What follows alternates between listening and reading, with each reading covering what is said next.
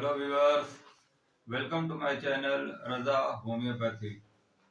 दोस्तों, आजकल ठंडक बहुत ज़्यादा पड़ रही है। टेम्परेचर बहुत ज़्यादा लो हो गया है। कभी टेम्परेचर 2 डिग्री हो जाता है, कभी टेम्परेचर अचानक से 8 डिग्री हो जाता है, कभी 12 डिग्री हो जाता है और कभी ठंडी हवाएं चलती हैं, जिस वजह से मौसम में फ्लक्चुएशन बहुत ज़्यादा हो रहा है। ठंडक कभी बहुत ज़्यादा होती है, कभी टेम्परेचर बढ़ जाता है। तो उस वजह से क्या होता है कि नज़ला जुकाम बुखार इस तरह के पेशेंट बहुत ज़्यादा आने लगते हैं, मौसम की वजह से, ठंडक लग जाने की वजह से। और के बहुत सारे सिम्टम हमारे पास आते हैं। जैसा कि आप देख ही रहे हैं कि मेरे टेबल पे इतनी सारी दवाएं पड़ी हैं, जो मैं अलमारी से भी नहीं उठाने की जरूरत पड़ती, इसलिए कि इतने ज़्यादा पेशेंट आते हैं कि मैं सामने ही रखता हूँ और यहीं से मैं प्रिस्क्राइब कर देता हूँ। तो उसमें बहुत सारी ऐसी दवाएं हैं जो क्विक रिलीफ होती हैं, मगर ये सिम्टम के मुताबिक दी जाती हैं। तो नज़ला जुकाम हो, बुखार हो, चाहे बदन हाथ में दर्द हो या वायरल फीवर हो, इनकी होम्योपैथी में बहुत ही अच्छी दवाएं हैं। होम्योपैथिक नज़ले जुकाम को पूरी अच्छी तरह से जड़ से ठीक करती है और ये को दबाती नहीं है, जैसा कि और दवाओं में होता है कि अगर आपका जुकाम बह रहा है, अगर वो दवाएं आपने ले ली, जुकाम अगर दब जाता है तो उससे बहुत सारे साइड इफेक्ट होते हैं। पीने में दर्द भी हो सकता है, सांस की शिकायत हो सकती है, सर दर्द हो सकता है। तो इसलिए बेहतर है कि ऐसी दवाएं लें जिससे आपके बलगम पूरा निकल जाए, नल्ला जुकाम आपका बह जाए और कोई बीमारी दबे नहीं। तो कोशिश मैं यही करता हूँ कि पेशेंट के सिम्टम के मुताबिक दवा देता हूँ। और जो खांसी नज़ले के सिम्टम है, खांसी किस तरह की आ रही है, सूखी खांसी है या लूज कफ है, या खांसी के साथ क्या सिम्टम आ रहे हैं, उसके मुताबिक दवा दी जाती है।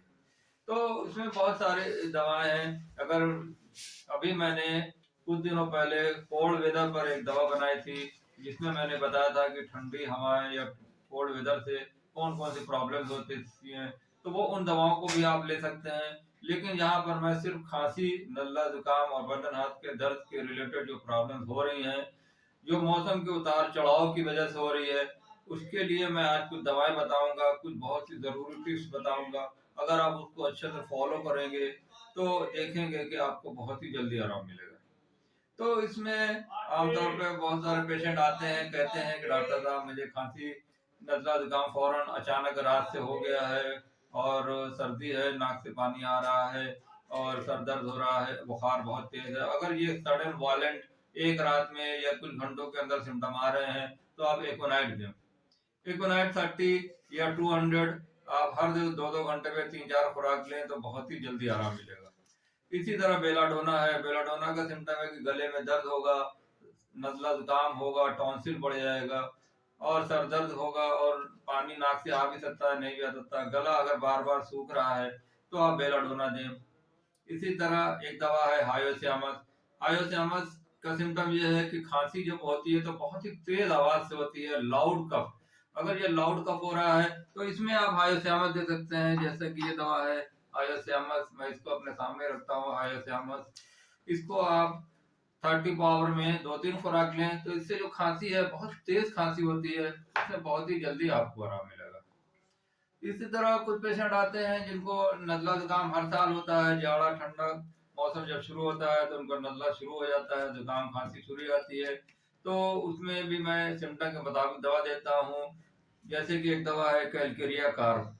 ये कैलकेरिया कार्ब 200 मैं अपने सामने रखता हूँ, इसलिए कि ठंडक के मौसम में कैलकेरिया कार्ब का बहुत ज्यादा यूज होता है। कैलकेरिया कार्ब 200 मुश्किल से 2-3 खुराक में आधे आधे घंटे में 2-3 बार दे देता हूँ, यही काफी होता है। कैलकेरिया कार्ब का सिम्टम ये है कि पेशेंट को खांसी होगी तो एक बार होगी, जैसे ऐसे खांसेगा फिर उसके बाद कुछ गैप होगा, फिर दोबारा खांसेगा। तो इस तरह के अगर वन पैरासिस में कफ हो रहा है, एक बार खांसता है करके, तो आप इसमें कैलकेरिया कार्ब दें। कैलकेरिया कार्ब ठंडी हवा के एक्सपोजर के बाद अगर खांसी हो रही है और पेशेंट बहुत ही ज्यादा उसको ठंडक लगती है, उसको खाना अंडा खाने की बहुत ही ख्वाहिश होती है, गर्म चीजें खाने की अगर बहुत ज्यादा ख्वाहिश होती है, पैर हाथ में दर्द होता है और बॉडी में जिन पेशेंट को कैल्शियम की कमी होती है, तो इसमें आप कैलकेरिया कार्ब दें, बहुत ही बेहतरीन दवा ये काम करती है। तो इसी तरह और भी दवा है, मैं एक एक करके बताता जा रहा हूँ। अगर आप कागज पेन लेके बैठे तो बहुत ही अच्छा रहे, आप इसको अच्छे से नोट कर लें और सिम्टम के मुताबिक दवा लें। इसी तरह जैसे मैंने बताया कि खांसी अगर एक बार खांसता है आदमी एक एक बार करके तो कैलकुरिया का, अगर इसी सिम्टम को जैसे खांसी 2 बार खाता है इस तरह से खादा, फिर गैप हुआ फिर 2 बार खादा, फिर इस तरह से गैप हुआ, तो इसको टू पैराजिन कहते हैं। अगर इस तरह से पेशेंट को ऑब्जर्व करके भी हम दवा देते हैं, कोई पेशेंट इस तरह से अगर हमारी क्लिनिक में खाद रहा है तो हम उसके सिर्फ साउंड से, उसके ऑब्जर्वेशन से ही हम दवा दे देते हैं। तो इस सिम्टम में 2 दवाएं बहुत ही कॉमन है, पल्सरटिल्ला और मरसॉल। जैसा कि आप देख रहे हैं कि मरसॉल मेरे हाथ में है। मरसॉल ये आपको अगर 2 पैराजिन की कफ है और इसमें बलगम बहुत पतला आ रहा है, प्यास बहुत ज्यादा महसूस हो रही है, तो आप इसमें मरसॉल ले सकते हैं। इसी तरह ये एक दवा और है पल्सरटिल्ला, जैसा कि मैंने बताया कि 2 पैराजिन हो रहा है, 2 बार खाद रहा है पेशेंट, और ये पल्सरटिल्ला 30, आप इसको अच्छी तरह से नोट कर लें। तो जैसे मैंने बताया कि 2 बार खाता फिर गैप हो जाता है, फिर वो बार बार इस तरह से 2 बार खांसे और बलगम गाढ़ा गाढ़ा निकले, तो उसको आप पल्सरटिल्ला दें। पल्सरटिल्ला का पेशेंट बहुत ही माइल्ड होता है, बहुत ही सीधा साधा होता है, और ये जरा से सिम्टम बताएगा तो रोने लगता है या इसकी आवाज से भारीपन महसूस होगा कि ये तकलीफ में है, और इसको प्यास बिल्कुल नहीं लगती है, तो इसमें आप पल्सरटिल्ला दे सकते हैं। तो ये इस तरह की दवाएं और भी हैं बहुत सारी, जैसा कि मैं आपको दिखाता हूँ कि ये है हिपरसल। ये हिपरसल ये आमतौर पर गले में बहुत अच्छा काम करती है। अगर पेशेंट कहता है कि मुझे ठंडी हवाएं बिल्कुल बर्दाश्त नहीं होती, अपने को वो कवर करके रखता है, तो आप हिपरसल दें। हिपरसल ड्राई कफ होगी, सूखी खांसी होगी और उसका गला भरा हुआ रहेगा, आवाज भारी हो जाएगी और नजले की वजह से आवाज बैठ भी सकती है, आवाज ना भी निकले, तो आप हिपरसल दें। इसमें हिपरसल और इस तरह से 2-3 दवाएं हैं। हिपरसल की खांसी आमतौर पर बार्किंग कफ होती है, बार्किंग मतलब कुत्ते जैसे भौंकते हैं, तो उस तरह की खांसी अगर पेशेंट को आए बार्किंग कफ, तो आप इसमें हिपरसल चला सकते हैं। हिपरसल और एक दवा है। इसी तरह ये आप देख सकते हैं, इसमें मैं आपको दिखाता हूँ। ये रूमेक्स एक दवा है। रूमेक्स ड्राई कफ के लिए है। अगर सूखी खांसी हो रही है, गले में पेशेंट को लगता है कि कुछ फंसा हुआ है, ड्राई कफ अगर बार बार हो रहा है, तो आप उसको रूमेक्स दें। रूमेक्स की टिकलिंग कफ होती है गले में इस तरह से खाता गला बार बार साफ करेगा, लेकिन बलगम कुछ निकलेगा नहीं। गले में अगर ड्राई कफ हो रही है, गला से कुछ भी बलगम नहीं आ रहा है, तो आप उसमें रूमेक्स दें। रूमेक्स दवा बहुत ही बेहतरीन है, जैसे कि आप स्क्रीन पे देख सकते हैं। रूमेक्स ये 30 पावर में आप इसको 4-4 घंटे पे 2-3 दिन दवा ले लें तो ये गले की प्रॉब्लम होगी। इसी तरह दवा है कॉपस कैक्टाई। कॉपस कैक्टाई भी गले पे बहुत अच्छा काम करती है। बार बार पेशेंट को लगता है गले में कुछ फंसा हुआ है, गले को वो साफ करेगा खांसेगा, लेकिन इसमें बलगम बार बार आएगा। इसमें बलगम बहुत ज्यादा आता है और खांसते खांसते पेशेंट उल्टी अगर कर देता है, तो कॉपस कैक्टाई बहुत ही अच्छी दवा है, बेहतरीन दवा काम करती है। आप दोस्तों इसको जरूर फॉलो करें। ये मेरे 25 साल का एक्सपीरियंस है, मैं अपने 25 साल के एक्सपीरियंस के बेसिस पे मैं आपको बता रहा हूँ। तो इसी तरह और भी बहुत सारी दवाएं हैं जो मैंने बताया कि 1 पैराजिन में कैलकुरिया का, 2 पैराजिन में मरसॉल और पल्सरटिल्ला। इसी तरह 3 बार अगर पेशेंट खाता फिर उसके बाद गैप होता है इस तरह से अगर पेशेंट को हम ऑब्जर्व करते हैं, इस ऑब्जर्वेशन के जरिए से भी आप दवा दे सकते हैं। तो उसमें क्यूप्रामेडिकम बहुत ही अच्छा दवा काम करती है। क्यूप्रामेडिकम जो है उसको पेशेंट को प्यास लगती है, लेकिन वो ठंडा पानी बहुत ज्यादा पीता है, तो ये 2 सिम्टम आप क्यूप्रामेडिकम के याद करें। 3 बार अगर खाते इस तरह से गैप दे और उसको ठंडे पानी की ख्वाहिश बहुत ज्यादा हो, तो आप क्यूप्रामेडिकम दें। इसी तरह दवा है स्पॉन्जिया। स्पॉन्जिया सूखी खांसी, ड्राई कफ के लिए बेहतरीन है।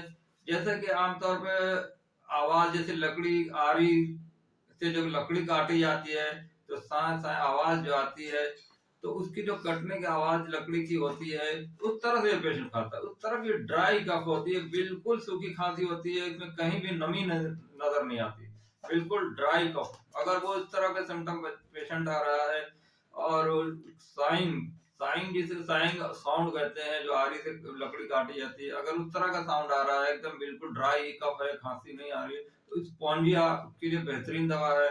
इस तरह के स्पॉन्जिया के पेशेंट बहुत दिनों से खांसी से परेशान रहते हैं, जिसको कहते हैं कि ये खांसी जिद्दी खांसी हो गई है, ये किसी सूरत से नहीं जा रही है, कफ सिरप भी पी लिया, एंटीबायोटिक भी खा लिया, मगर इसके जा नहीं रही है, तो आप स्पॉन्जिया दें।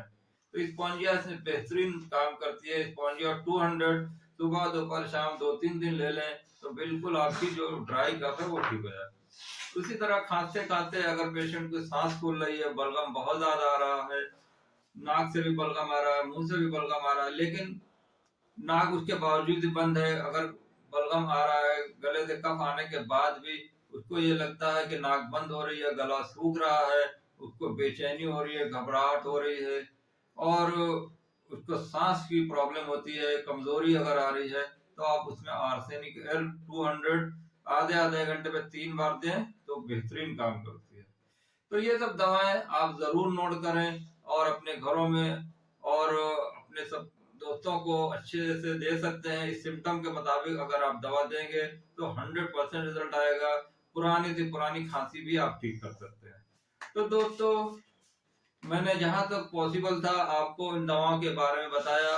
आप इन दवाओं को जरूर यूज करें, और ज्यादा नहीं, 30 ml की एक एक शीशी हर मंगा लें और इसको अच्छे से यूज करें, क्योंकि होम्योपैथी दवाओं का कोई साइड इफेक्ट नहीं है, बहुत सेफ दवाएं हो सकती हैं। तो इसको आप जरूर यूज करें। अगर आपको और भी कोई क्वेरीज हो तो मेरे कमेंट बॉक्स में जरूर लिखें, और मेरे चैनल को सब्सक्राइब करें, और जी पसंद आए तो लाइक करें, शेयर करें। वीडियो देखने के लिए आपका बहुत बहुत शुक्रिया।